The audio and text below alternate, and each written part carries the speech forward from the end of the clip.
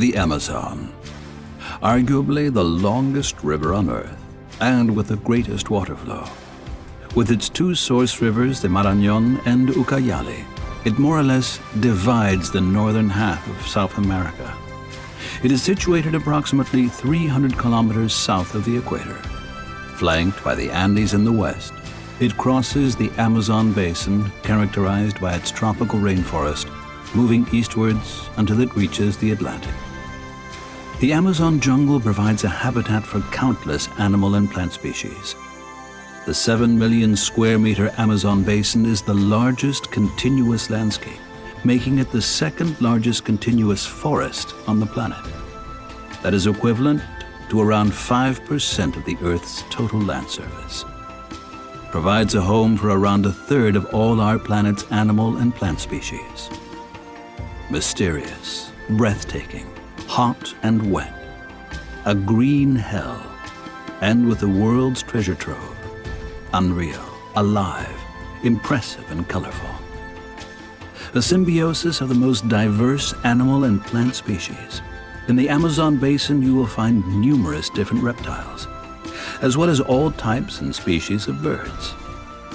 While the Ara macaw, for example, can be recognized from afar because of its colorful feathers, other jungle dwellers, like this tree snake, adapt perfectly to their surroundings, thus making themselves particularly invisible to their enemies.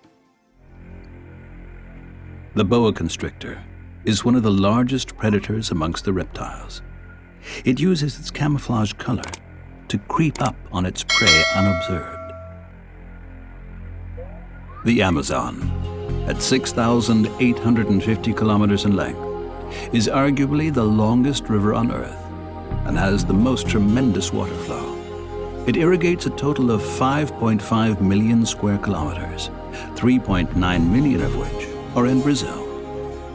Its enormous size and water flow are due to its more than 10,000 tributaries. 17 of these are themselves over 1,600 kilometers long. They supply the Amazon with practically double the amount of water from both hemispheres from their respective summer rainfalls. When the rainy season arrives and the water masses flood a fifth of the Amazon basin, the alligators have their heyday. At places where the cheetahs usually hunt their prey, caimans, like the Yakari caiman or the broad-snouted caiman, cruise up and down, searching for food.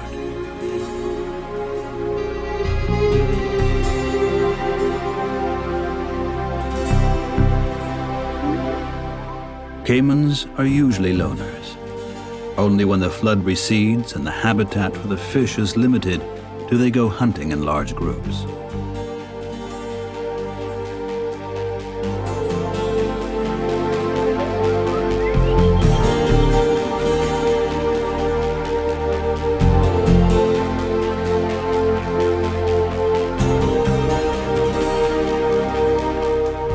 They are nocturnal and feed on fish and other aquatic animals, or animals that sometimes come to the water.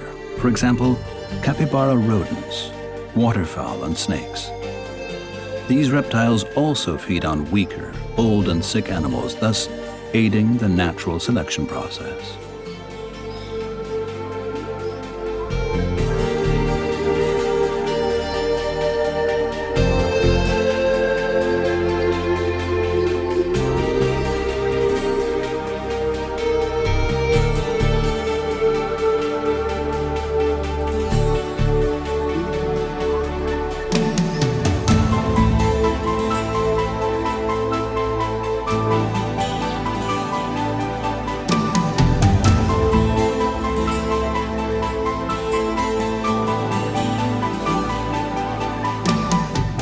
The 4.2 million square kilometer large rainforest is home to hundreds of thousands of species of plants, animals, fungi, microbes, and bacteria.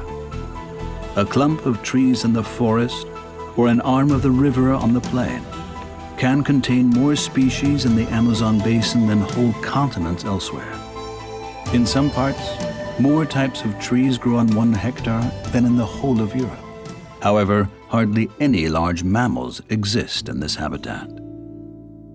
This red-footed tortoise has evidently been disturbed while resting in the sun.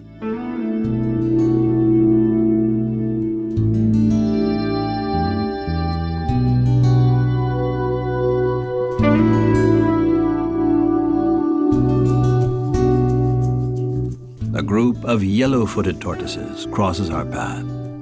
This 60 to 70 centimeter large tortoise is easily recognizable because of the yellow scales on its legs. In their natural habitat, the yellow-footed tortoises have a wide spectrum of food available. Grasses, leaves, and tropical fruits are their main source of food. In addition, they also feed on snails, worms, and insects.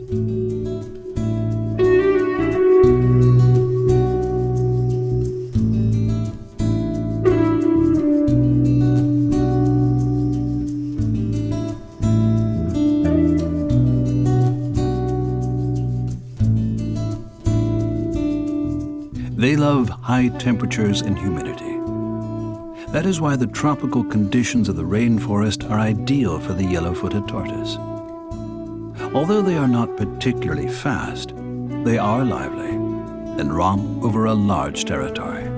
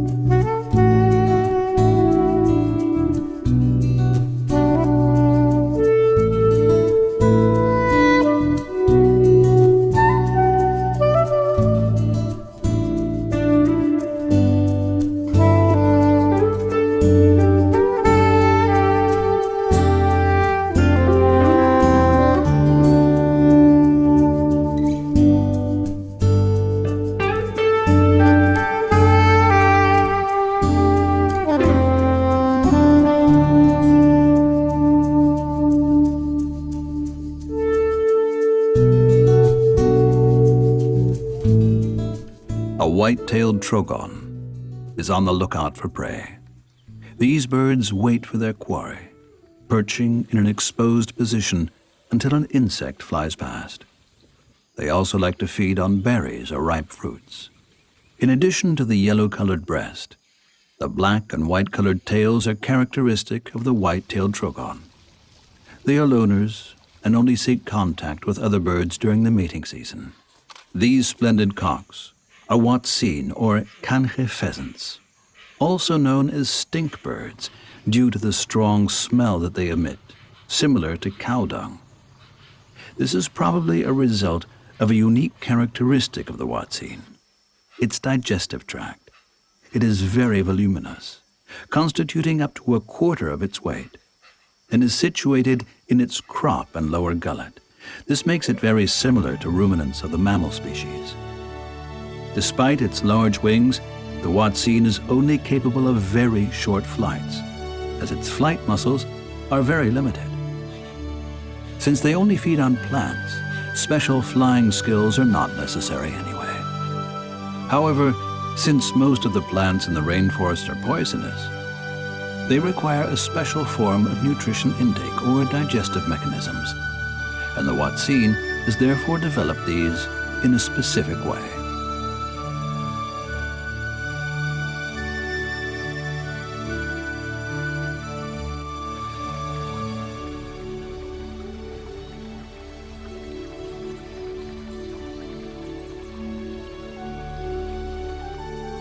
The Ara macaws have also adapted to the very demanding challenges that are required in the rainforest. Aras also feed solely on vegetation. They prefer different fruits, nuts, and berries.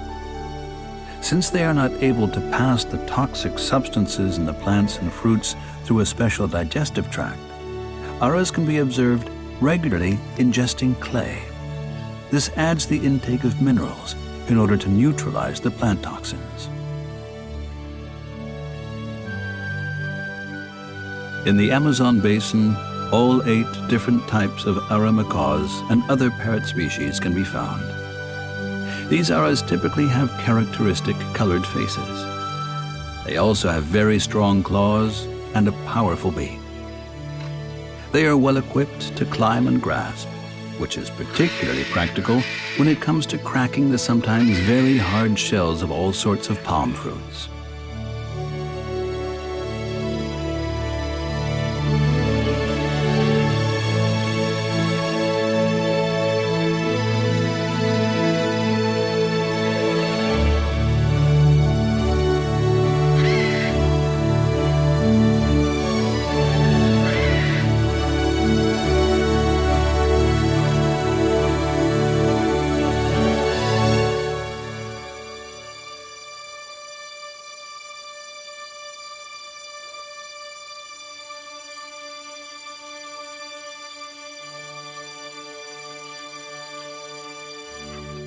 Aras, which like to live in pairs, usually rear their young in cavity nests found in broken-off palm trunks or hollows. Hatching time is between December and March, and often from a nest of up to 4 eggs, only one will be successfully reared.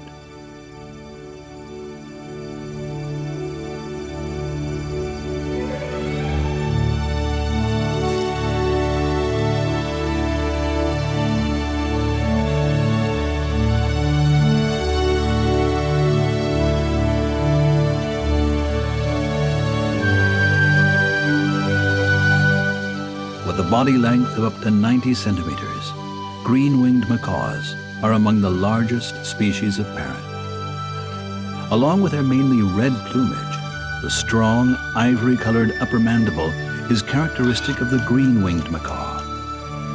Together with ravens and woodpeckers, parrots are among the most highly intelligent birds.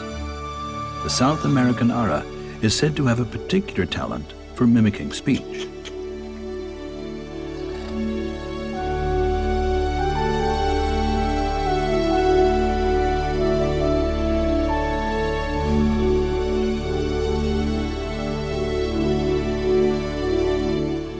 The Amazonian parrots, with their 31 current species, are the largest genus of parrot. However, 16 species are endangered. Amazonian parrots, with their body length of 25 to 45 centimeters, are much smaller than the aras. Their plumage, which consists of wide, rounded feathers, is predominantly green-colored.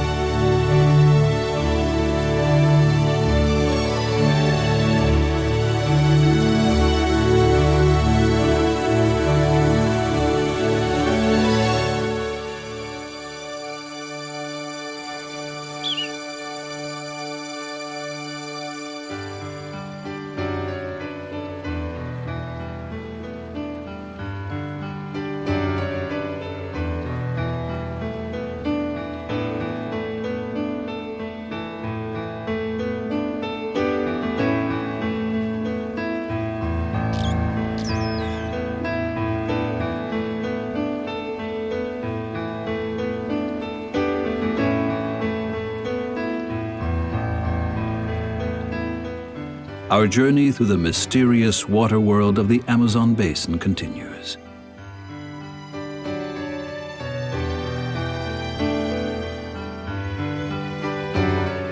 Here, we see a great white egret hunting its prey in the shallow waters at the riverbank. It stalks through the water and attacks with its dagger-like beak with lightning speed. It thereby spears its prey, which may consist of fish, amphibians, and even waterfowl and small mammals.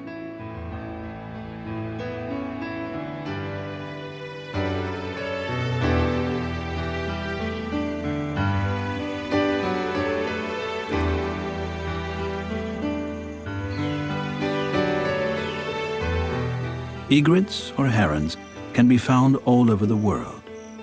South and Central America are home to 20 different species. For example, the little blue heron and the tricolored heron.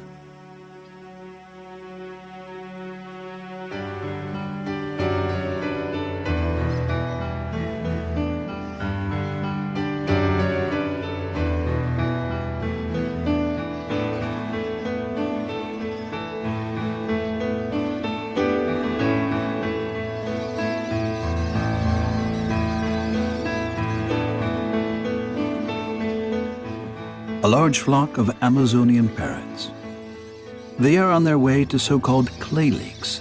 These are places on steep riverbanks where there are uncovered areas of clay. The minerals that the birds can ingest with the clay are necessary in order to neutralize the plant toxins that the parrots consume with their food. Since the huge amount of water washes virtually all the minerals out of the soil, the plants in the jungle protect the small amounts they assimilate, for example, by producing toxins. In this way, they can, for the most part, safeguard their existence. Amazonian parrots are very social animals.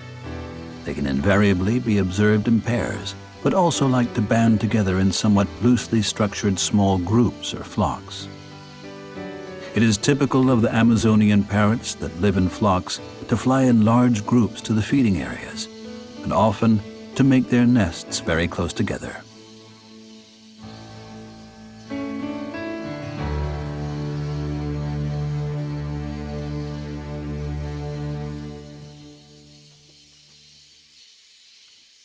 Let's watch the lively activity of the Amazonian parrots for a while and enjoy the vividness of nature.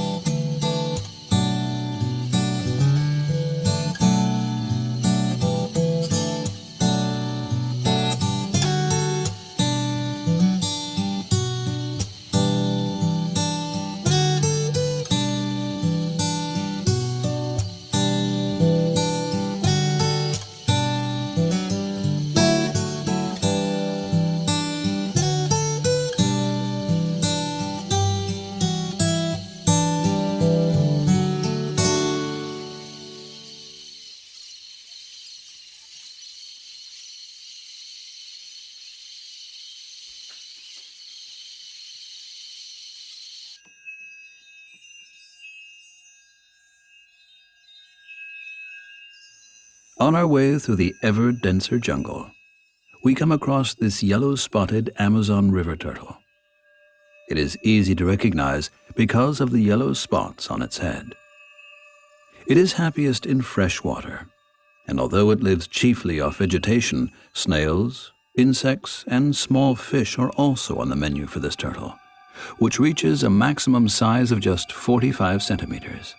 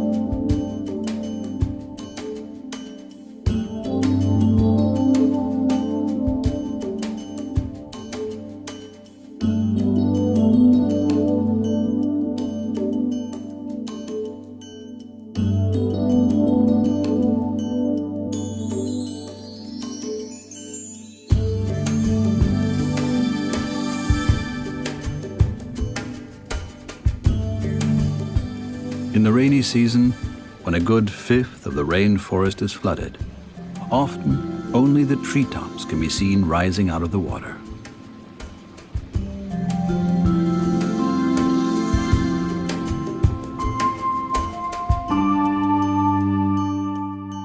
But both plants and animals have adapted to these extreme changes in conditions.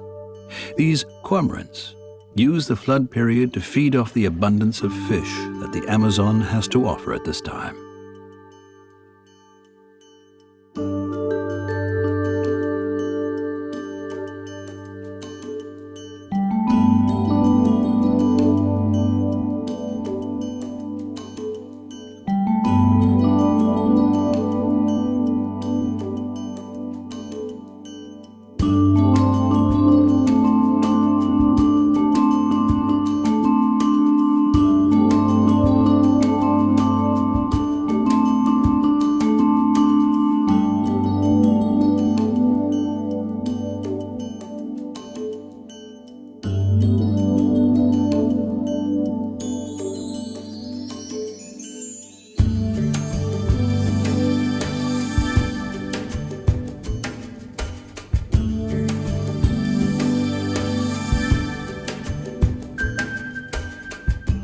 We penetrate deeper into this green hell.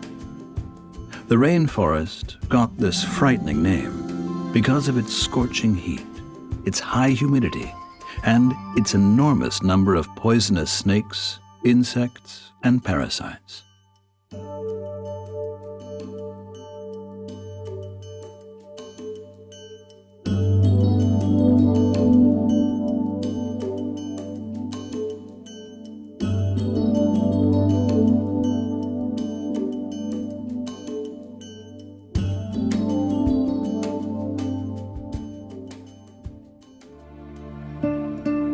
This anaconda demands respect for its size alone. The boa snake can grow to between 4 and 6 meters long and is active both on land and in the water. It can move considerably faster in the water than on land. It kills its prey by attacking it with one bite and then dragging it into the water to strangle it. It then swallows its prey whole.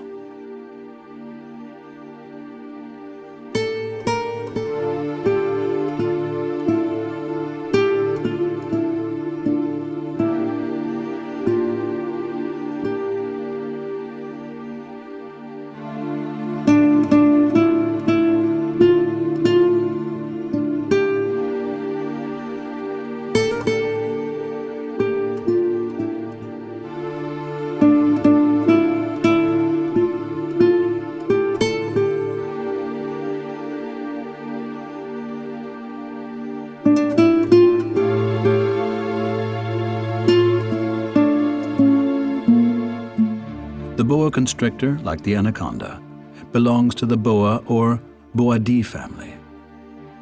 The Indians in particular revere this snake as a messenger of the gods. It is active at twilight and at night and eats everything that it can master, size-wise. It even eats small caimans. When they are fully grown, boas have virtually no natural enemies.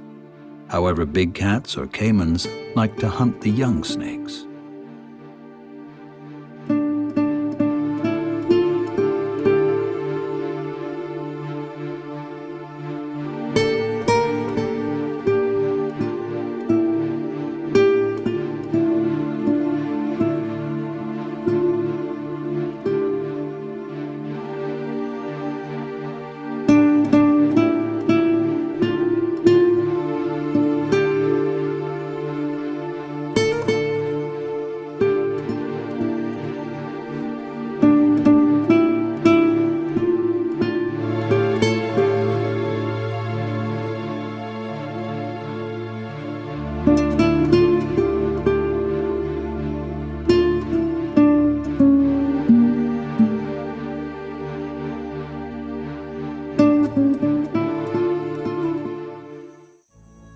In addition to an impressive assortment of reptiles, the Amazon rainforest provides an incredible abundance of special birds, some of which we have already seen. This is a mealy Amazon. It is a type of parrot belonging to the neotropical or RNA parrots. It prefers the dense tropical forests of the lowlands and nests in tree cavities.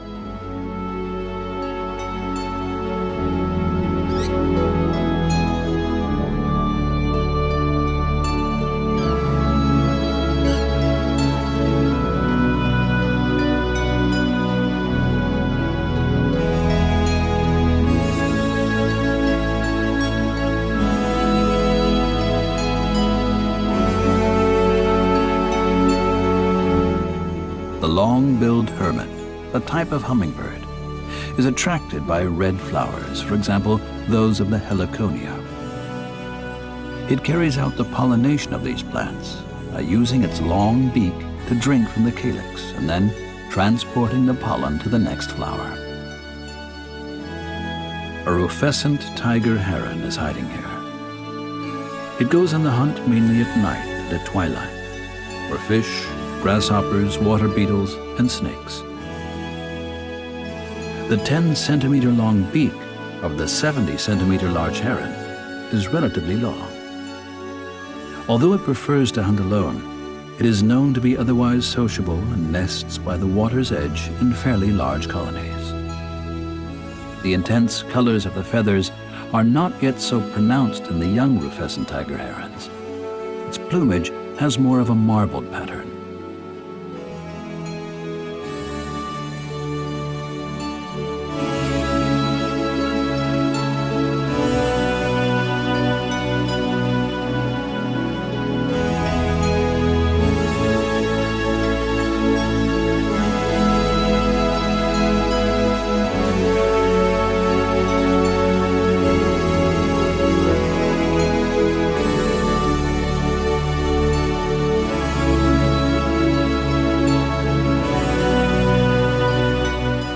With tropical birds, hanging nests are fairly common. Presumably, they were developed as protection from tree-climbing predators like snakes and lizards. The oropendulas of Central and Southern America have some of the most impressive hanging nests. A crested oropendula, for example, hatches its eggs in colonies where up to 100 nests dangle from one tree. Each nest is in the shape of a 1-meter-long bottle, made of plant fibers tightly woven onto the twigs of the tree.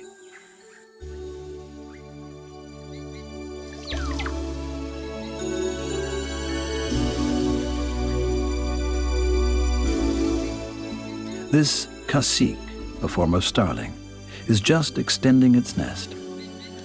The nests are used for several years and are constantly enlarged and repaired. They are woven with all sorts of different materials like palm fibers, strips of bark, root, and coconut fibers.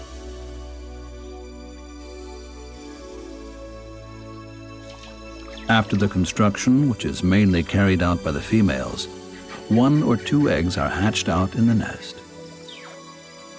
The exposed and solid nest construction is inviting for other birds, so other starlings like to make use of the nests parasitically.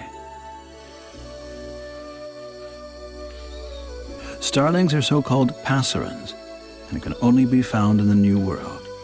Depending on the type, starlings can be 18 to 45 centimeters in size, with the females being smaller than the males.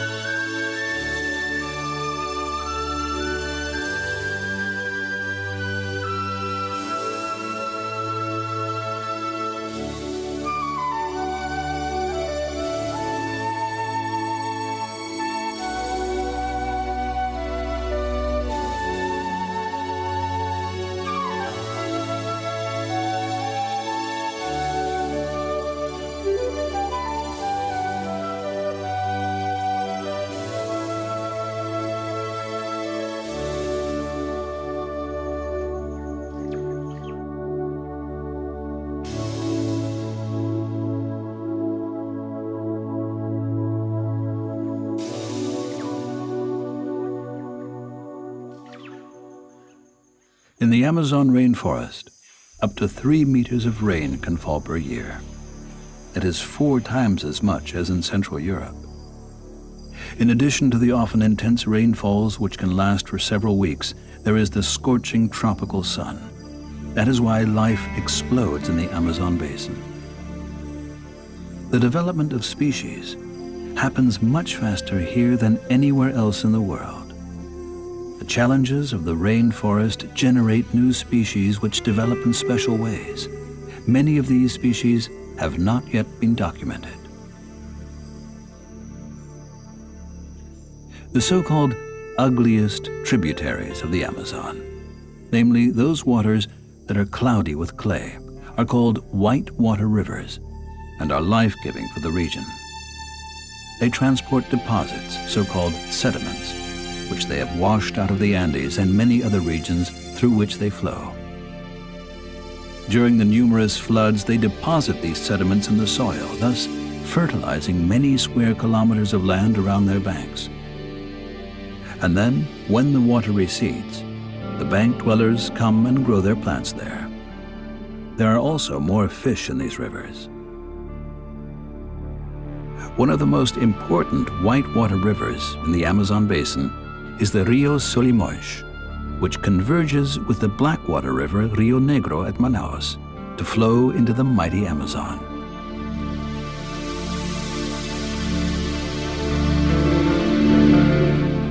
The Rio Negro gets its name from the color of its water, which is indeed black, due to the high content of humic and fulvic acid.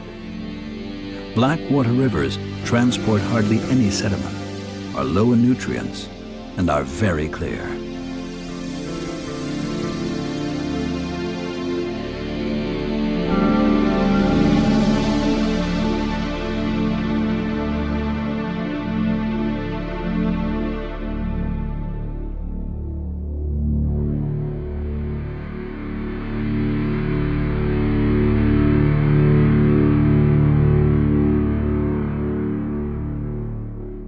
When the two rivers meet at Manaus, they flow for several kilometers in parallel because of their different densities, temperature, and speed, until they finally flow into one another. This phenomenon, known as Encontro das Aguas, is a popular sightseeing destination and attracts very many tourists annually.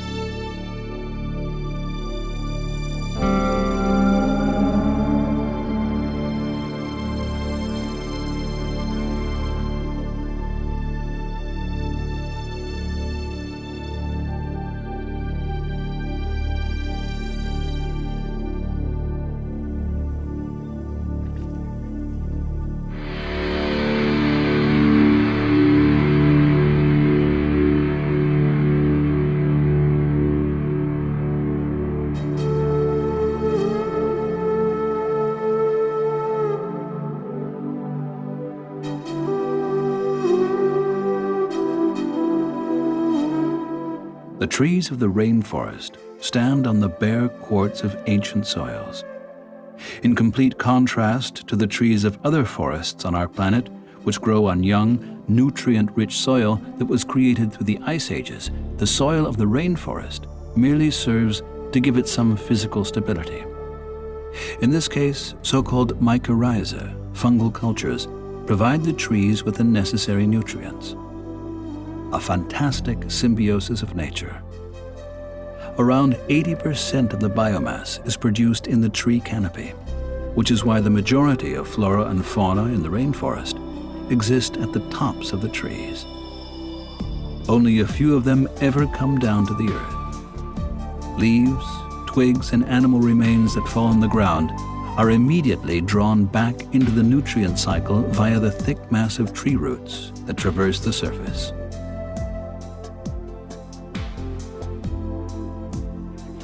The first impression of unlimited growth potential that you might gain on your first visit to the tropical rainforest, where everywhere is lush and green due to its plentiful supply of water, is deceptive, because you only see the surface. Compared to the ground in European forest areas, that of the rainforest could be described as infertile.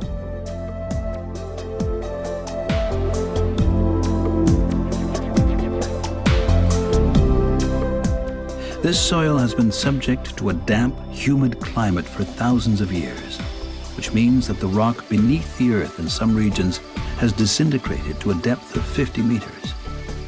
Minerals that are important to feed the plants and trees, for example calcium, phosphorus, and nitrogen, have therefore sunk deeper into the earth, so there is an extreme lack of nutrients at the upper level.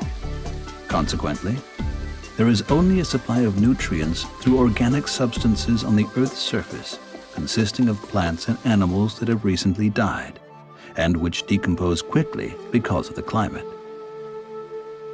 Because of the dense web of tree roots, they can hardly seep into the earth. Some of them are absorbed above the ground by epiphytic plants.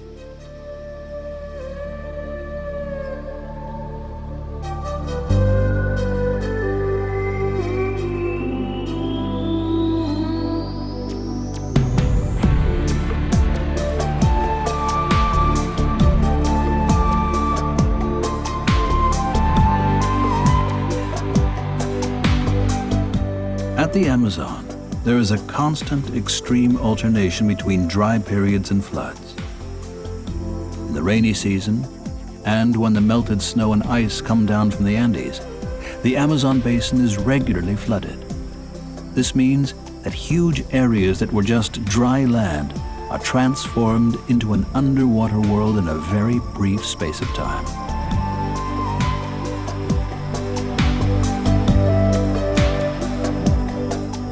This permanent separation and changing of habitats by the floods that sometimes last for months means that new habitats are constantly being formed, and thus new animal and plant species.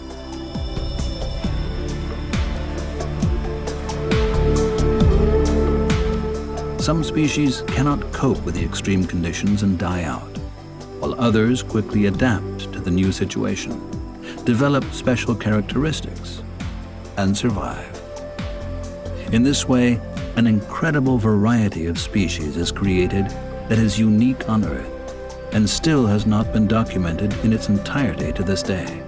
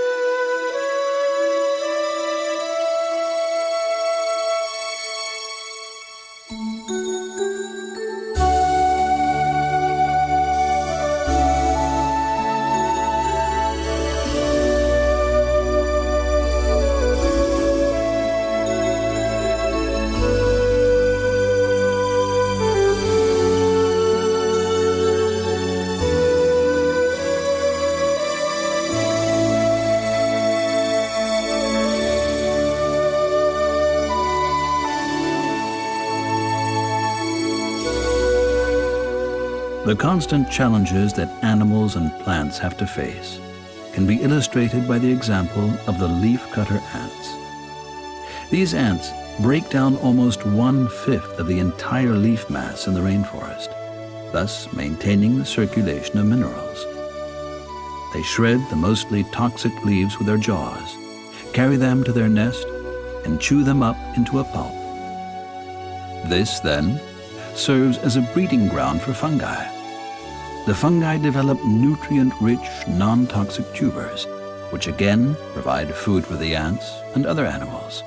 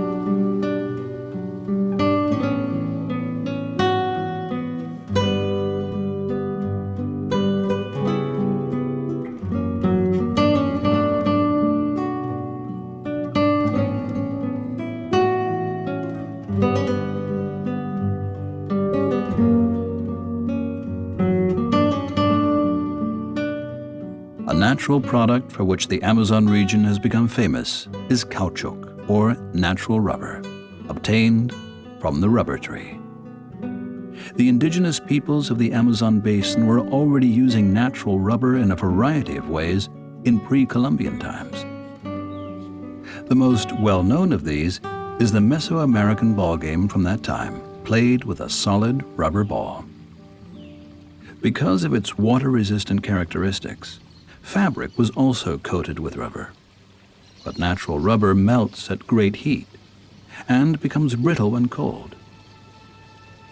It was only after Charles Goodyear invented the process of vulcanization in 1839 that it was possible to turn caoutchouc into rubber as we know it today. This started a rubber boom in the Amazon basin. While Brazil was the market leader for natural rubber in 1910, today, with an annual production of only around 100,000 tons out of 7.6 million tons worldwide total volume, it is one of the lowest producers. In the meantime, Thailand is the main supplier, meeting around half of the world's needs.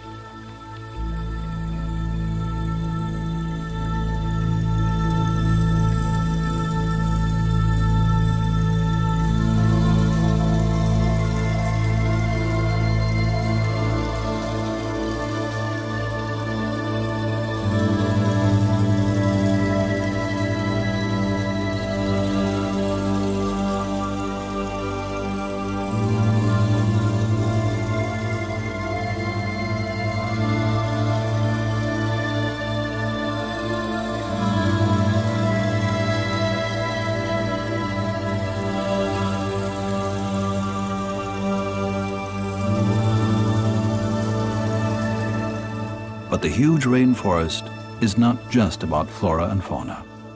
Approximately 1 million people from 150 different indigenous tribes live in harmony with this tropical nature. In the Amazon jungle, there are even some of the last peoples that have still never had contact with a globalized world.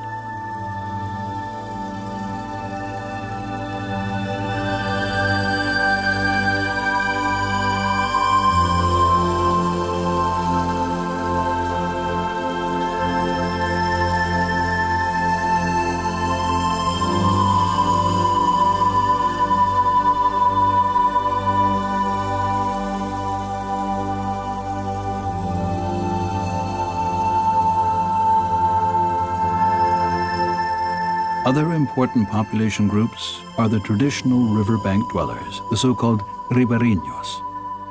Some of them came to the region during the rubber boom and lived from rubber tapping.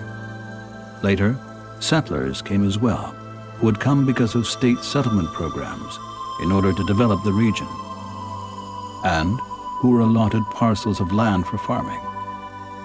Serious tensions arose between the farmers and the cattle breeders on the one side, who endangered the rubber tree forests with their large-scale wood clearing, and the Serengero rubber tappers on the other, who relied on these forests for their existence.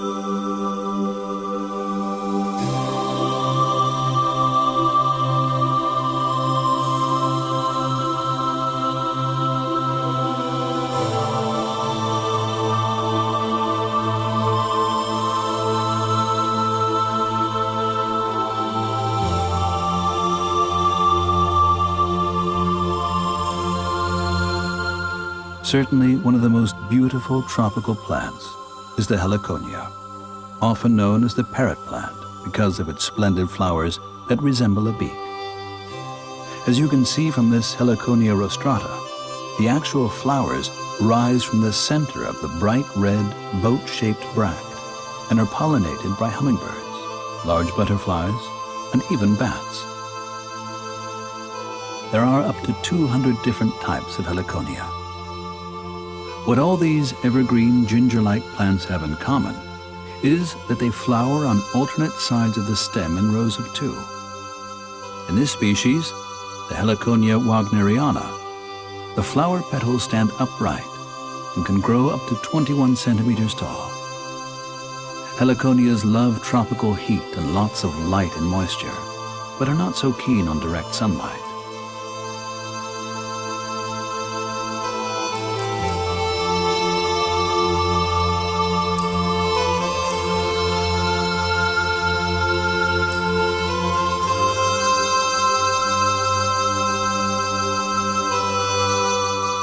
The shape of this bromeliad bears a striking resemblance to a pineapple, and that is no wonder, as the pineapple is the most well-known species of bromeliad. They can be both terrestrial, that is, growing on the ground, and epiphytic, that is, growing on other trees or plants. Lianas are climbers that grow out of the earth. Since they need a lot of light, they use neighboring trees and plants as a ladder and climb up them. This saves precious energy. Among other things, curare can be obtained from the bark and leaves of the liana. Used in a high concentration, curare can be a deadly poison and is used by the indigenous Indians as a means of anesthetic when hunting.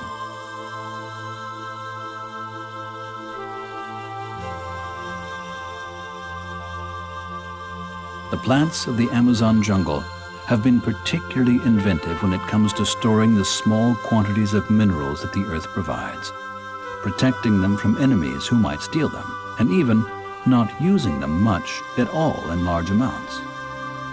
For example, this tree has developed very long, hard thorns, thus signaling, "Keep your distance and don't dare to touch me."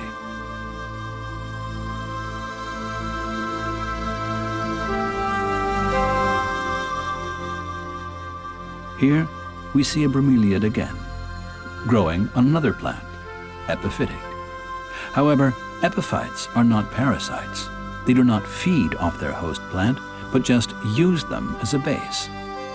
The advantage of this is that they are nearer to the light, something that is often lacking in the lower levels of the rainforest.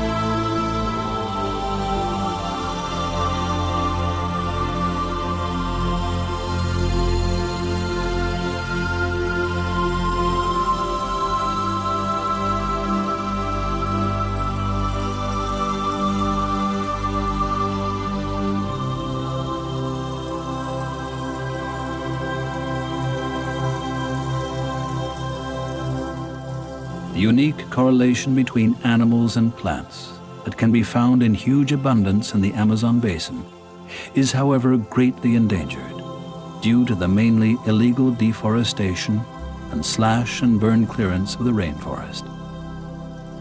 Large areas of the forest have been destroyed in order to get at relatively small amounts of mineral resources like oil or gold, or other resources like caoutchouc or tropical wood.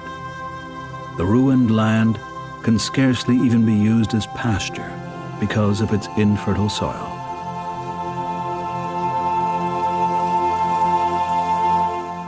With recognition of the changes in world climate and global warming has come a shift in thinking, and there has been a slight decline in deforestation of the rainforest in the past few years.